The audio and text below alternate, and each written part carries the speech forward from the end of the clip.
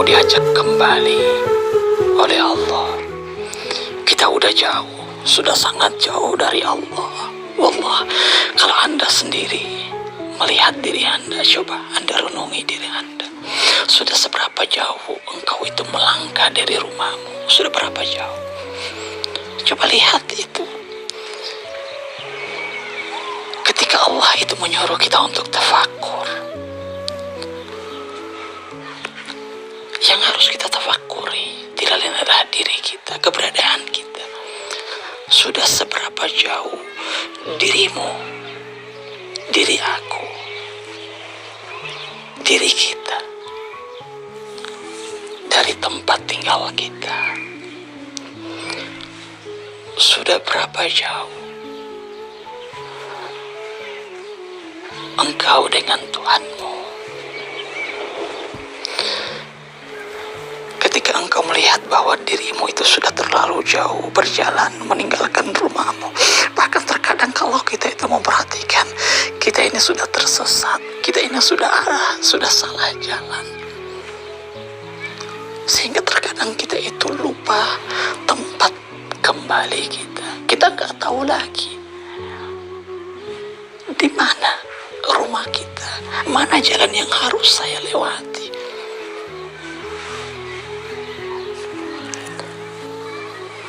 Dunia ini menghijabi saya untuk bisa kembali kepada Allah. Saya udah terlalu asyik dengan alam dunia ini, sehingga saya tidak lagi mampu kembali kepada Tuhan saya. Saya sulit untuk bisa kembali. Saya sulit untuk bisa menangis. Saya sulit untuk bisa merasakan kekhusyuan itu. Saya sulit untuk bisa merasakan kesedihan ketika saya tidak mampu untuk melakukan perintah Allah. Ini menandakan ketika hal-hal tersebut tidak lagi kita miliki. Wallahi, ini satu alarm bagi kita, satu tanda bagi kita bahwa kita itu sudah jauh dan sudah tersesat. Ketika Anda itu merasa bahwa melakukan perbuatan-perbuatan buruk, menipu orang, menggibah, memfitnah, membenci orang, memaki orang, mengambil haknya orang, menzalimi orang, mengambil jabatan tanpa sesuai dengan aturan-aturan Allah, harus menyogok ini dan itu, menghalalkan segala macam cara. Anda sulit untuk menangis ketika melihat orang-orang kelaparan, orang-orang yang merintih. Ketika engkau itu sulit untuk meneteskan air mata, sulit untuk membantu ketika Anda melihat orang-orang itu dibunuh, bergelimang darah. Di mana saja Anda melihat ketika Gaza itu dihancurkan, ketika Yaman itu dihancurkan, ketika orang-orang dibunuh di sana dan di sini, tapi Anda merasa seperti hal yang biasa-biasa saja. Ini menandakan bahwa hati kita ini sudah begitu keras, dan itu satu alarm bahwa kita telah jauh dari Allah, telah jauh dari rahmat Allah, telah jauh dari kasih sayang Allah. Itu tandanya.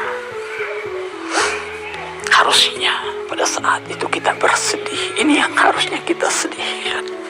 Dan itu hanya bisa Anda lakukan ketika Anda benar-benar bertafakur, ketika Anda sedang memuhasabah diri Anda. Coba lihat sudah seberapa jauh engkau melangkah meninggalkan rumahmu.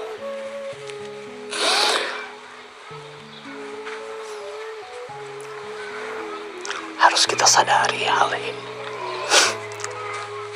Dan Allah menginginkan kita kembali kepadanya. Dan Ramadan adalah utusan Allah untuk berusaha memanggil kita, berusaha untuk mengingatkan kita tentang rumah kita, tentang keberadaanmu, tentang di mana sekarang kau sedang berada. Dia bagaikan mercusuar bagi kita, ingin memberikan petunjuk kepadamu. Disinilah jalan itu, itu, disinilah rumah itu, disinilah tempatmu itu.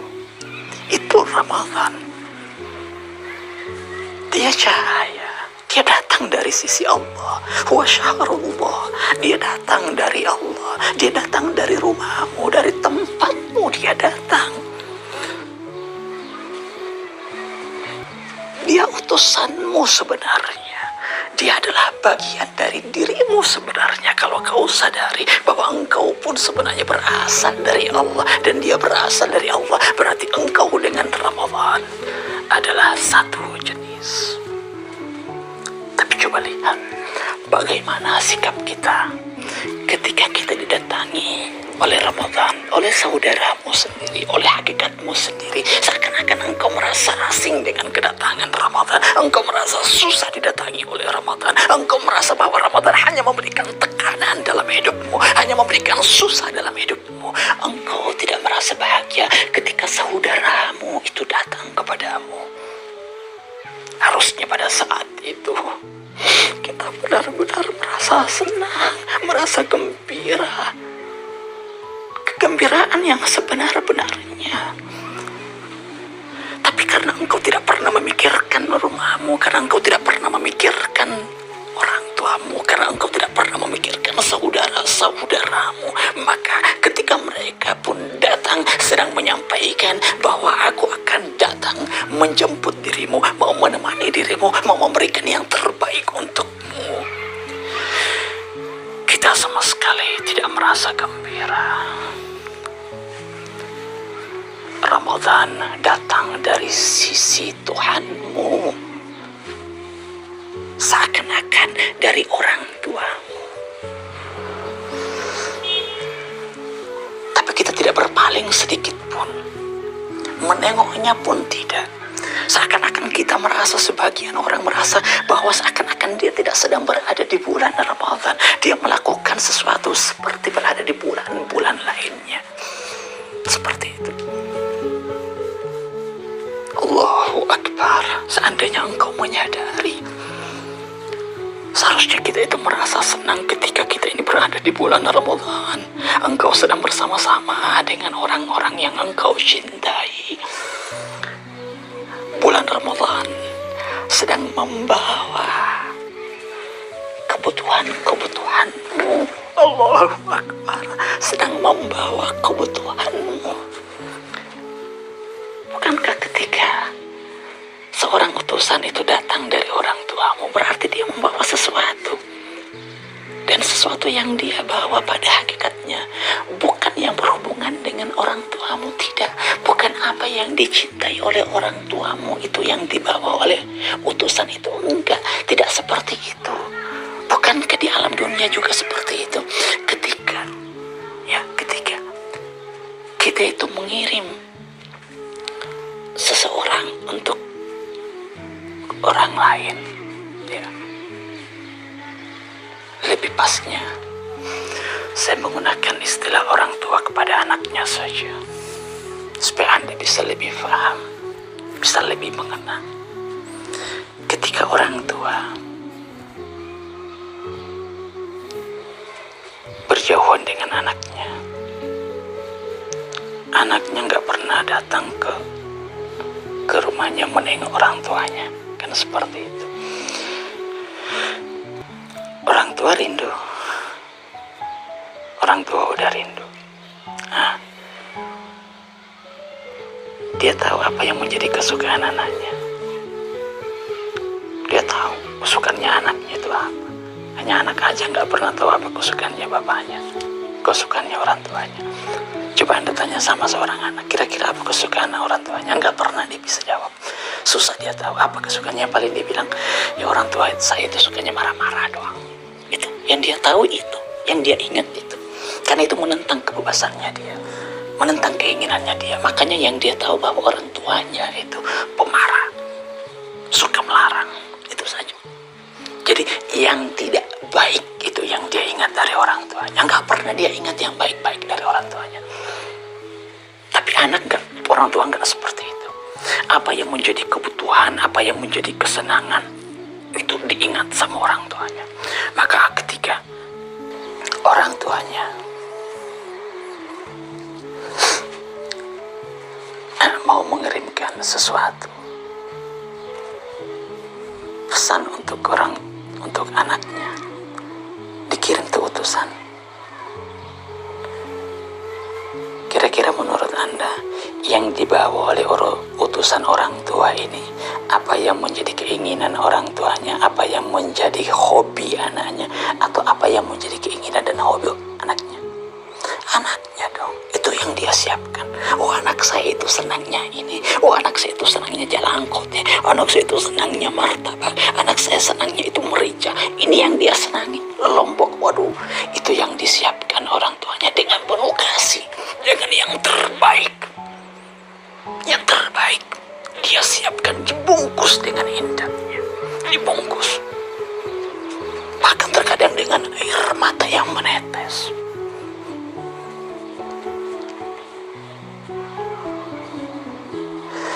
Untuk siapa? Untuk anaknya. Demikian juga dengan Ramadan. Ramadan ini bulan Allah, yang terbaik Allah berikan, dia bungkus hadiah tersebut demi kita, demi hamba-hambanya.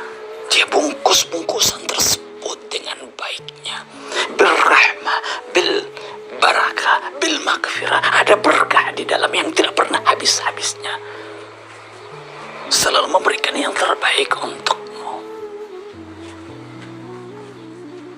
Bil maghfirah, mengampunimu. Jangan kau takut datang kembali. Tidak perlu engkau takut. Walaupun engkau itu sudah lalai, walaupun engkau itu menjauh, walaupun engkau itu menyakiti diriku. Ini yang ingin disampaikan oleh Allah kepada kita. Ini pesanku. Ingat, lihat pesan yang dibawa oleh bulan Ramadan itu. Walaupun engkau sudah menyakiti aku, selama engkau berada di dalam rantauanmu di dunia ini, engkau tidak pernah ingat kepadaku. Engkau selalu berbuat hal-hal yang buruk. Engkau selalu menzalimi. Engkau tidak pernah sholat. Engkau tidak pernah bersedekah.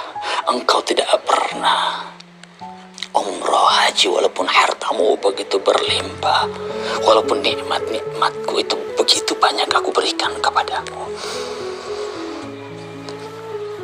Aku selalu mempermudah jalanmu.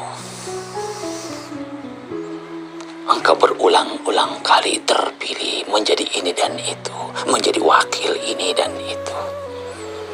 Engkau dapatkan jabatan itu begitu mudahnya.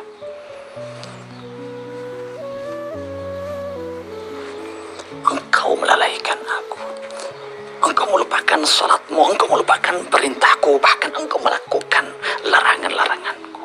Kata Allah, jangan takut. Ramadan bawa, utusanku bawa, datang membawa apa? Membawa ampunan. Seakan-akan ingin mengatakan, jangan takut, engkau datang kembali ke sini. Kembalilah ke rumahku. Aku ingin membersihkanmu. Aku merindukanmu. Itu yang ingin Allah sampaikan kepada kita. Ada maghfirah, ada ampunanku. Aku hapus semua, aku putihkan semua. Seakan-akan engkau itu terlahir kembali. Seakan-akan kalau engkau datang ke sini, engkau manfaatkan bulan Ramadan ini dengan sebaik-baiknya. Engkau merintih, engkau menangis, engkau memohon ampun dengan kedatangan bulan Ramadan ini. Engkau isi itu dengan hal-hal yang terbaik. Walaupun hanya sedikit, kata Allah, walaupun hanya sedikit. 30 hari saja, kata Allah. Tapi ketika engkau lakukan itu ihtisaban, benar-benar rindu yang engkau tampilkan karena cintamu, karena kerinduanmu kepada aku, kata Allah, karena ingin melaksanakan perintah-perintahku, kata Allah. Satu rakaatmu seakan-akan sama dengan engkau itu beribadah seumur hidupmu. Satu bacaan ayat Al-Quran sama dengan engkau menghatam Al-Quran. Allahu Akbar. Apalagi yang kurang dariku, kata Allah. Apalagi yang kurang. Datanglah ke sini, jangan engkau takut. Langkahkan kakimu. Datanglah menuju kepadaku. Jalan itu telah ada. Engkau bisa berjalan kembali kepadaku, sebab jalan itu telah terang. Engkau bisa menemukan jalan kembali itu yang selama ini hitam pekat. Engkau tidak lagi mampu menemukan jalan itu. Sekarang dengan datangnya Ramadan, jalan itu tersinari bagimu, sehingga engkau sangat mudah untuk bisa kembali kepada aku, kata Allah. Hudan linnas. Ada Al-Quran turun, dibawa oleh Al-Quran. Melangkahlah dengan Al-Quran. Datanglah menuju kepada aku dengan Al-Quran. Itu komunikasimu denganku, kata Allah. Kalau kau rindu denganku, bacalah Al-Quran, ulang-ulangin itu Al-Quran. Itu jalanmu untuk berbicara denganku yang engkau cintai, kata Allah. Allahu Akbar. Itu hakikatnya Al-Quran ini kita mau dibersihkan, Ramadan ini kita mau dibersihkan. Sehingga hakikatnya adalah Idul Fitri yang kita rayakan kemarin-kemarin. Engkau terlahir kembali minal aidin. Engkau terlahir kembali. Engkau putih bersih. Engkau seperti bayi yang tidak pernah lagi memiliki dosa dan kesalahan sedikit pun. Aku sudah tutupi semuanya, wahai hambaku. Aku tidak melihat itu lagi. Ana ghafurun. Aku itu maha penutup aib, maha penutup keburukan, maha penutup maksiat dan dosa hamba-hambaku. Kesempatan kita untuk meminta ampun kepada Allah memang sudah lewat. Ramadan itu utusan Allah itu sudah pulang, sudah pergi meninggalkan kita sendiri di sini. Sekarang kesempatan kita untuk bertafakur sebenarnya, untuk melihat apakah kegembiraan yang kita tumpahkan pada saat Idul Fitri dengan takbir Allahu Akbar walillahil hamd. Apakah memang pada saat itu Allah besar bagimu atau tidak? Apakah Allah itu segala-galanya bagimu atau tidak? Dan engkau itu begitu kecil, nafsumu itu begitu tidak berarti pada saat itu atau tidak? Dan engkau berterima kasih, bersyukur kepada Allah. Ya Allah, terima kasih, engkau telah memberikan satu perjamuan yang begitu besar kepadaku. Walillahil hamd. Syukurmu engkau tumpahkan dengan tangisan yang begitu besar dengan perginya bulan Ramadan. Terima kasih Allah, kau telah memberikan satu kesempatan yang begitu berarti bagiku. Kau bersyukur kepadamu. Itu hakikat dari takbir yang engkau ucapkan. Akumu, nafsumu hancur lebur pada saat takbir dikumandangkan. Engkau kembali terlahir. Engkau menjadi hakikat yang tercipta kembali. Engkau telah dipenuhi oleh rahmat. Hidupmu penuh dengan berkah selalu, sehingga selalu memberikan keberkahan kepada siapa saja yang ada di sekitarmu. Nikmat yang engkau miliki, engkau lihat hanya sebuah wasilah dari Tuhanmu untuk orang-orang yang ada di sekitarmu. Kau berikan kasih sayang kepada mereka. Keberkahan bukan hanya milikmu, tetapi kepada siapa saja. Engkau sampaikan semua itu berkah di dalam hatimu. Engkau bagaikan samudera yang dipenuhi oleh air kehidupan ilahiyah, ketuhanan, sehingga yang selalu engkau berikan kepada orang-orang yang ada di sekitarmu, siapapun juga mereka, bahkan kepada orang yang selama ini menyakiti dirimu, engkau berikan keberkahan kepada mereka. Engkau berkati mereka sebagaimana Nabi Isa yang terlahir yang mengatakan bahwa aku itu hidup memberikan salam keselamatan dan juga memberikan berkah kepada orang-orang yang ada di alam semesta ini. Engkau pun seperti itu. Engkau terlahir bagaikan Nabi Isa yang terlahir. Salamun, memberikan salam kesejahteraan kepada siapa saja, bukan hanya kepada golongan-golonganmu, bukan. Pada saat itu tidak ada lagi golongan ini dan golongan itu dalam pandanganmu, dalam keyakinanmu nggak ada. Semuanya adalah satu, hanya Allah. Semuanya sedang beribadah kepada Allah. Semuanya milik Allah, bukan milikmu. Allahu Akbar. Milik Allah, bukan milikmu. Bukan. Penyembahan menandakan bahwa engkau itu sujud kepada Allah, menghilangkan seluruh keraguanmu, nafsumu yang merasa paling benar, lenyap semuanya. Engkau ulurkan tanganmu, bukan hanya kepada orang-orang yang sefaham denganmu. Gak ada faham-fahaman seperti itu lagi dalam pikiranmu, apalagi di dalam hatimu, jiwamu. Semuanya udah fitrah, udah bersih. Engkau telah kembali kepada Tuhanmu, sehingga pancaran kasih yang menyebar ke alam sekitarmu. Semua orang merasakan cahaya itu, siapapun juga mereka, agama apapun juga mereka melihat dirimu, wujud cahaya Tuhan di alam dunia ini yang mengayomi siapa saja, yang memberikan kedamaian kepada siapa saja. Itu hakikatnya. Takbir bukan menghancurkan orang lain. Takbir adalah menghancurkan egomu. Ketika engkau ucapkan Allahu Akbar, egomu, akulah yang sebenarnya engkau sedang hancurkan, bukan rumah ibadah orang lain. Bukan. Salah takbir bukan sedang menghancurkan rumah-rumah ibadah. Bukan. Jangan salah dalam menggunakan nama-nama Allah. Belum tentu Allah itu senang dengan cara-cara kita. Allah memberikan kebebasan kepada siapa saja untuk beribadah, untuk membesarkan nama Allah.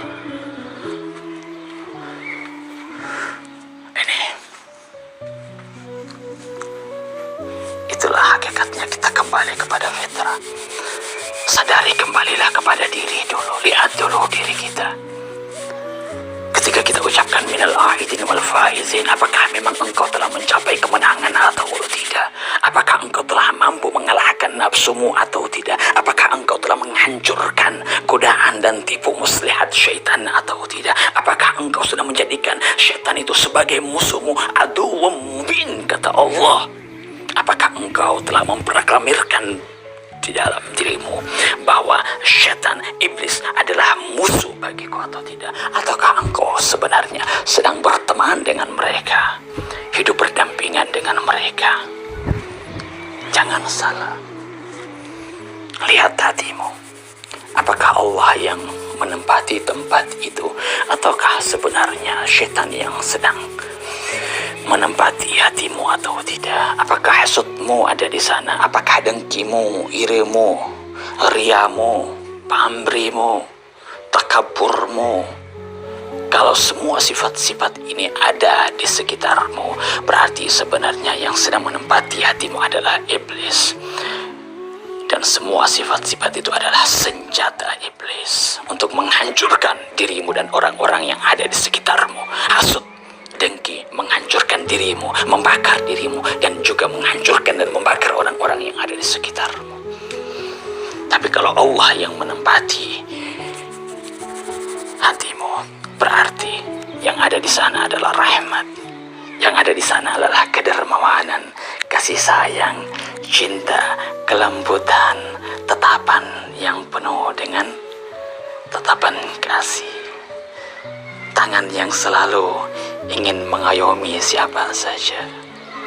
Itu mulut yang bukan memaki tetapi selalu mengucapkan salam sejahtera untuk kalian semua.